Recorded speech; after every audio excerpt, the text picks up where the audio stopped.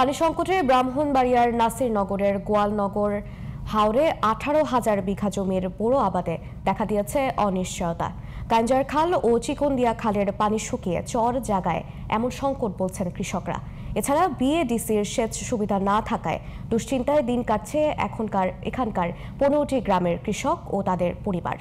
কৃষি বিভাগ বলছে আবাদ ব্যাহত হলে ধান উৎপাদন ঘাটতি দেখা দিবে প্রায় 14,500 মেট্রিক টন। ব্রাহ্মণবাড়িয়া থেকে জহির রায়হানের রিপোর্ট, জানছেন জামান আশরাফ। এক পাশে মেঘনা নদী, অন্য পাশে কাইঞ্জার খাল। নদী আর খালের মাঝে বিস্তীর্ণ জায়গা জুড়ে পলিমাটি জমে সৃষ্টি হয়েছে চর। এই চরের কারণে পানি প্রবাহ বন্ধ হয়ে যাওয়ায় শুকিয়ে গেছে কাইঞ্জার খালের পানি।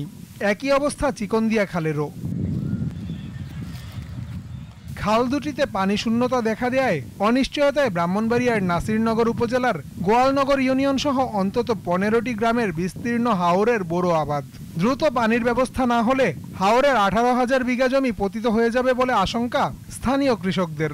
বর্ষাকালে উজান থেকে পানির সাথে পুলি মাটি আইসা আমাদের কাঞ্জার যে হালটা, এই হালটা পুরোটাই গেছে। আমার জমি আবার পতিত, দেখেন চারটি দেখছেন না, জমিন ফাইটে শুকাইয়ে কি হয়েছে। মানে আমরা এই জমিগুলো শাসন করতে আমরা ফলাফল না খায়া বাঁচার কোনো উপায় নেই। পানি না আসলে আমরা কি জমি করবো।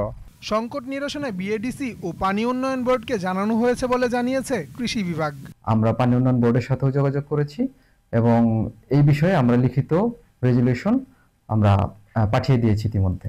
খালগুলো পুনঃখনন করা হলে জমিতে সেচ সুবিধা দেয়া হবে বলে জানিয়েছেন বিএডিসি নির্বাহী প্রকৌশলী। আমরা কৃষি মন্ত্রণালয়ের যে ডিপার্টমেন্টগুলো আছে, কৃষি সম্প্রসারণ অধিদপ্তর, বিএডিসি এবং পানি উন্নয়ন বোর্ড সম্মিলিতভাবে আমরা এটা চেষ্টা করছি।